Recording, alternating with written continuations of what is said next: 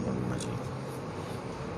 अल्लाहुम्मा बारिक अला मुहम्मद व अला आलि मुहम्मद कमा बारकता। बिस्मिल्लाहिर रहमानिर रहीम। द्रयम ग़ज़वा च रसूलुल्लाह सल्लल्लाहु अलैहि वसल्लम पकी पखपल बनफ्सी नफीस शिरकत करे हागा ग़ज़वा उशैरा दा। दा द जुमादल ऊला पमेंस की द्वेम हिजरी काल की वाक़े शवे दा। नबी करीम सल्लल्लाहु अलैहि वसल्लम 200 मुहाजिरीन साहबा किराम जान सरा रवान करल द दे दपारा च द कुरैश काफिला बांधे हमलों की। उशैरा तरफ रवान शो च द यम्बो सर करीब निज़दे यौज़े दे। मदीना मुनव्वरा की अबू सलेमा इब्न अब्दुल असद रदी अल्लाह अन्हु खपल कायम मकाम और नायब मुकर्रर का दीर्श उखाने जान सर रवान कड़ा। दा 200 सहाबा किराम बपदे दीर्श उखान नंबर पर नंबर स्वरेदल दे च द उशैरा मुकाम तो रसेदल नु काफिला द दे ज़ैन वतली वा दी द जुमादल ऊला बाकी रज़ी आ द जुमाद सानिया यौसो रज़ी द उशैरा पर मुकाम के क़ियाम उको और द बनी मुदलज कबीले सर मुआहदा उकड़ा और बग़ैर द जंग न मदीने मुनव्वरे तरा वापस शो।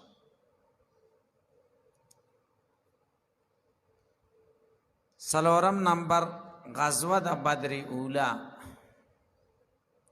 या ग़ज़वा द बद्र सुग़रा या ग़ज़वा द सफ़वान दा द्रे नमूने दी मुख्तलिफ दे।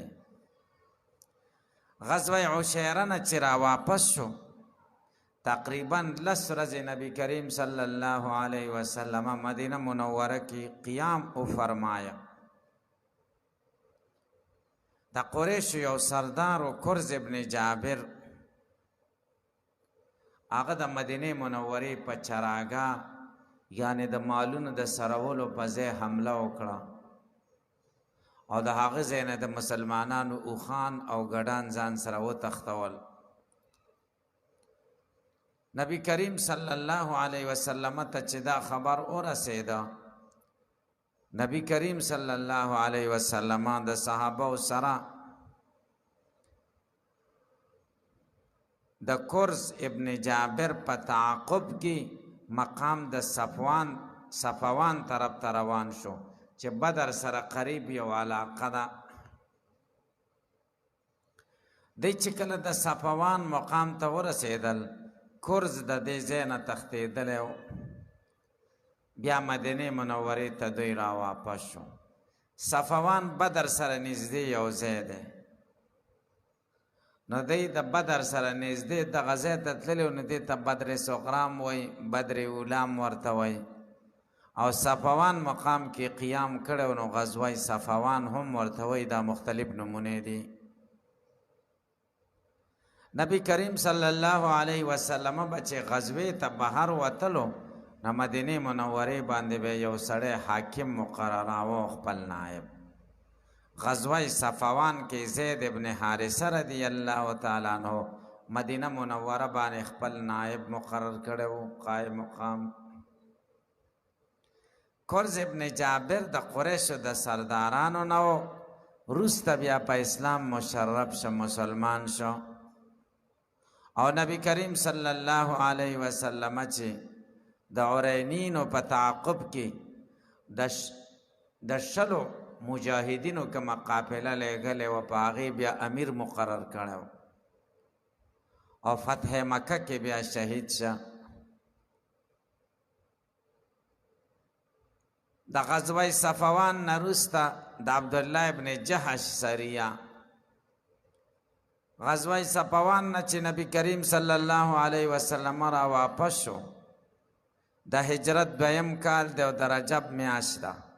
नबी करीम सल्लल्लाहु अलैहि वसल्लम अब्दुल्लाह इब्न जहश रदी अल्लाह अन्हु अमीर मुकर्रर का او 11 صحابه کرام ورسره مرګري کړل، مقام نخله طرف ته روان کړل.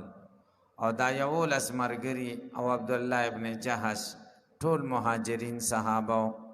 د هغې نومونه دادي: ابو حذیفه ابن عتبه رضی الله عنه، عکاشه ابن محسن رضی الله عنه، عتبه ابن غزوان رضی الله عنه، سعد ابن ابي وقاص رضی الله عنه، عامر ابن ربيعه رضی الله عنه، واقد ابن عبد الله رضی الله عنه، خالد ابن بکیر رضی الله عنه، سهل ابن بیضا رضی الله عنه، عامر ابن ایاس رضی الله عنه، مقداد ابن عمرو رضی الله عنه، صفوان ابن بیضا رضی الله عنه.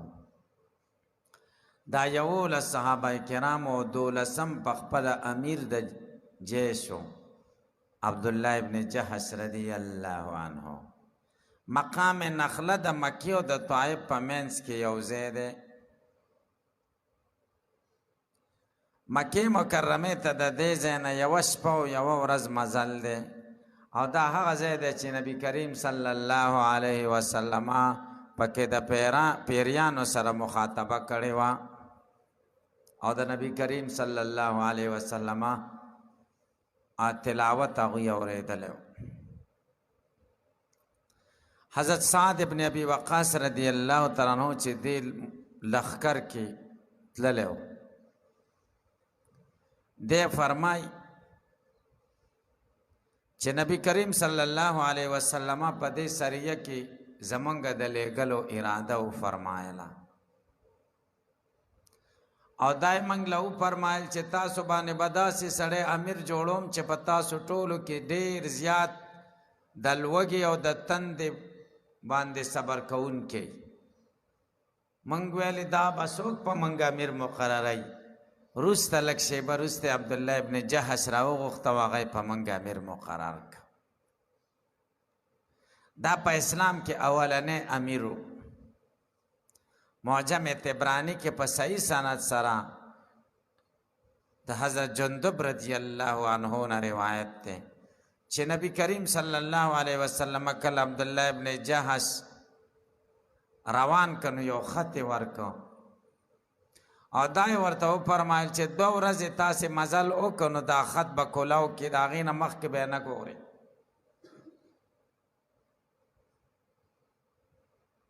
دا خط دی چې کولاو کو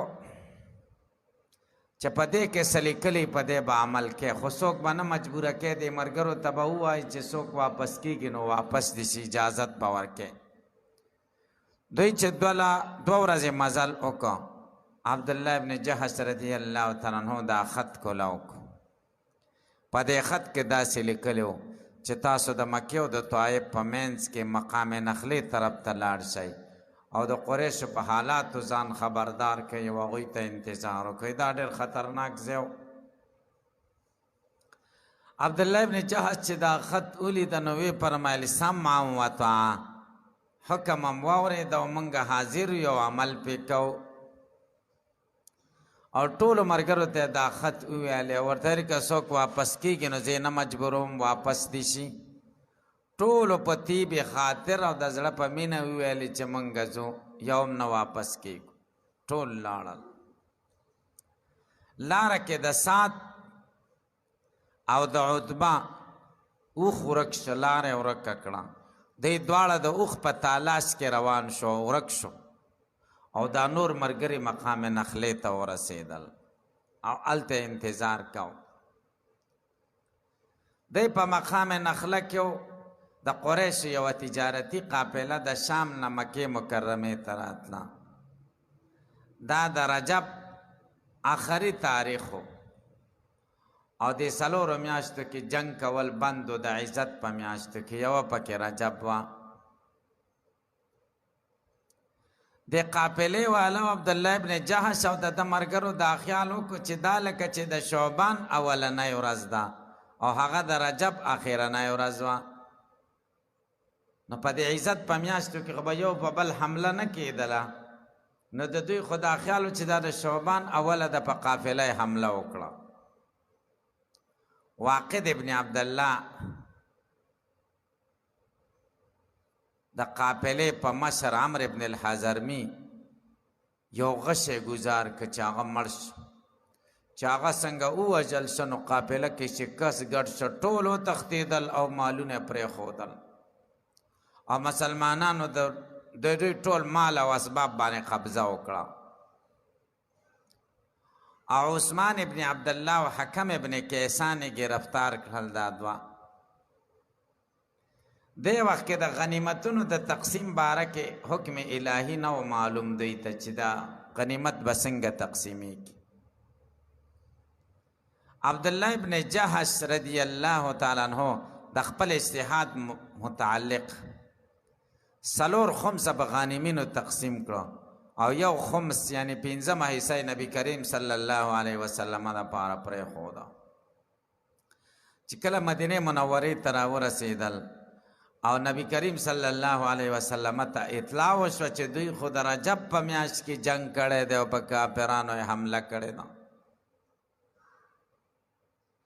رسول الله صلی الله علیه وسلم ورته وایي زه ستاسو غنیمت کې دا خمس نه اخلم او د قیدیانو حفاظت هم په خپله کوئ تر څو پورې چې د خدای د طرفه حکم نه راغلی تاسو غلطي کړې ده، رجب کې تاسو جنگ کاو. په دې باندې عبدالله ابن جحش او د ده ملګري سخت پیمانه شو چې دا خو موږ نه غلطي شوې ده. بل طرف ته مشرکان او یهودیانو پیغورونه شروع کړل چې دا څنګه خلک دي چې د عزت میاشتو خیال هم نه ساتي، دا خو د خدای د طرفه د عزت میاشتې مقررې شوي دي او د عزت په میاشتو کې قتل قتال شروع کړی دی، دا څنګه خلک دي. الله تعالی دا آیاتونه نازل کړي یسألونک عن الشهر الحرام قتال فیه قل قتال فیه کبیر وصد عن سبیل الله وکفر به والمسجد الحرام واخراج اهله منه اکبر عند الله والفتنة اکبر من القتل ولا يزالون يقاتلونكم حتى يردوكم عن دينكم ان استطاعوا. دا آیاتونه خدای نازل کړه. د دې مطلب دا نه چې عزت په میاشتو کې خو ټیک د جنگ ښه دی خو تاسو څه کارونه کوئ، شرک ښه شی دی چې تاسو شرک کوئ او خلک او د مسجد حرام خلک هم د مسجد حرام نه بند کړي، نبی علیه السلام او ملګري د مسجد حرام نه راویسته، دا ښه کارو، شرک ښه کار دی چې تاسو کړی دی، تاسو غلطي کوئ نو تاسو سره همداسې پکار دي که نه. دا آیاتونه چې نازل شو نو عبدالله ابن جحش رضی الله تعالی عنہ او د ده ملګري ډېر زیات خوشحاله شو. نبی کریم صلی الله علیه وسلم خمس 15 حصہ په مال غنیمت کې قبوله کړه او دا 4 باقی په مجاهدینو تقسیم شوې. بیا عبدالله ابن جحش ورته وایي قربان موږ له بس ثواب ملاویږي، دا خو موږ نه خطا شوې ده. الله تعالی دا آیاتونه نازل کړه ان الذين آمنوا والذين هاجروا وجاهدوا في سبيل الله اولئك يرجون رحمة الله والله